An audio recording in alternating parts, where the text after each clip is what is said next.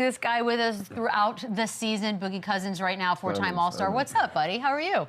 What's up, guys, man? What's I'm up? doing well. Morning, my brother. You're in an early time zone, so we get it. We'll just get right into it. The Lakers talk is going to be every day, all day for the rest of the season, and it's going to be LeBron and Bronny. So we talked a little bit about it here yesterday as far as the potential for any kind of distraction whenever Bronny is up with the big guys.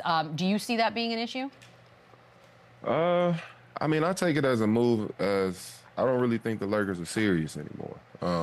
You know, I love everything that it stands for. I think, you know, what Bron is doing with his legacy and just, you know, as a businessman and everything that comes with it, I think it's a beautiful thing. I think it's really, really dope. But as far as the Lakers actually competing, I don't know. I take that as a sign as they aren't really serious.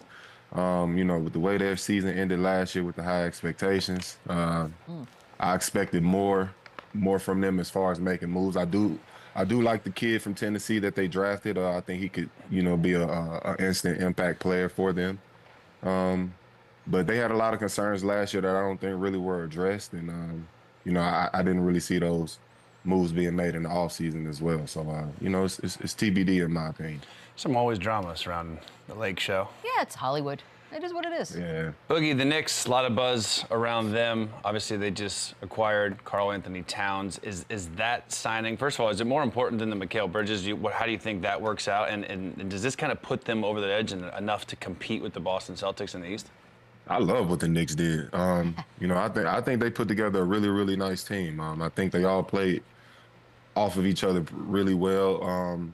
Obviously, with the Mikal Bridges accusation, I think they got that much better on the wing. I love what OG brings to their team. You know what you got in Jalen Brunson, and you know, and also a guy like Josh Hart, that perfect glue guy. So I think they got a lot of great intangibles as far as, you know, team and on paper, and I do think they have the best chance of matching up with the Boston Celtics in the East. Obviously, that's easier said than done, but as far as on paper, I do like the matchup. But I do love that Kat came in and was immediately welcomed by Knicks Twitter with "Don't come in here and be a bee." Like, it's my favorite thing. Wait, so I want to ask you about Kat because there's an image on the old interweb early in your career, in his career, where Kat's. Here we go. Now, you blame Jeff Teague for this moment. His face, by the way, is struggling in that. Was there, you guys played each other, what, 10 times? Did he ever get the best of you? I would say, yeah. You know, Cat can ball, man. So it's hard to, you know, sit here and be like, you know what I'm saying? It's a chance of actually stopping this guy. He has a lot of games. So I'm pretty sure he has had some good games against me. But in this moment, this was definitely my moment. So. That's a good shot. Because we talked about the Knicks being title contenders out in the East, but, you know, also on the Eastern Conference, you had Paul George move over to the Sixers. You had an opportunity to play with him out here. Given that he's healthy, how do you like that fit with him, Maxey, and Embiid out there? I like the fit. I like, you know, giving Embiid that other guy that can take those big moments away from him.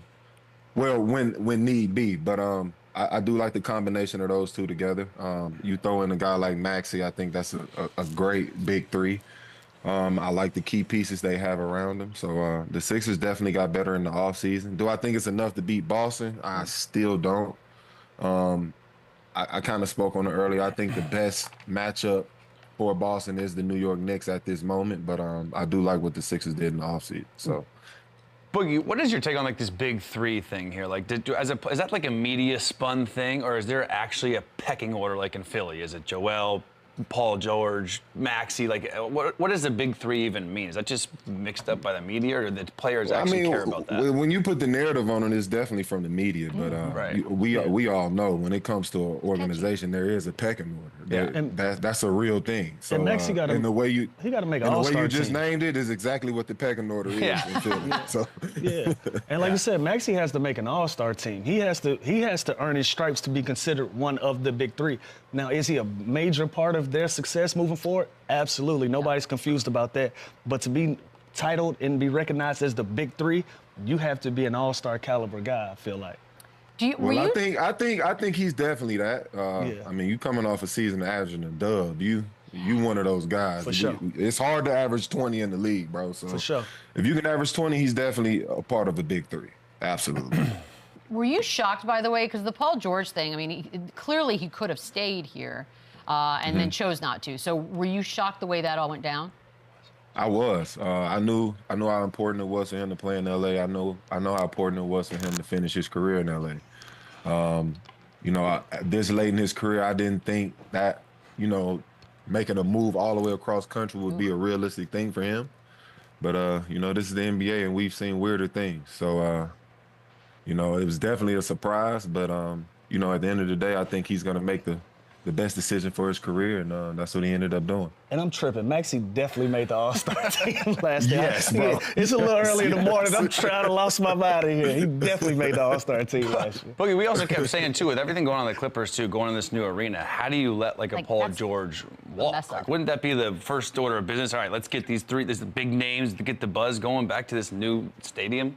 Man, you know, I just hate, you know, we know both sides of this thing. So I just hate how it's, you know, looked upon as Paul George, you know, kind of messed up what could have been in, you know, LA. We know Lawrence Frank, man. Like, let's not let's not do this, bro. Like, it's time to take some accountability, bro. Like he's on a legendary run. Let's just say that. Wait, because you said that Kawhi and PG wanted you back with the Clippers, but Lawrence Frank's the dude who said no. So what happened? It's always Lawrence. It's always Lawrence. Just know that. Lou, am I? Lawrence. He's not far off base. Okay, all right. He's not far off base. So then what are we trying to do here? Like, what's the plan? I just want the accountability to be, you know, where it's supposed to be, and that's. And it's not on Paul. Nah. Gotcha. It's no reason for him not to get everything he's asking for in the contract year. Like, it's no reason. Again, he was available. Yeah. Clippers had their chance to re-sign him, and they didn't. They let him walk. He was available. He was playing at a high level. He was one of the three guys that you can depend on to be available and be healthy and on the floor that past season. And to go back and forth with him about his contract extension was kind of crazy to me. Yeah. I thought it was nuts. Shocking to me that Yeah. he was allowed to leave like that, but that's all right. Joel Embiid, we've talked a little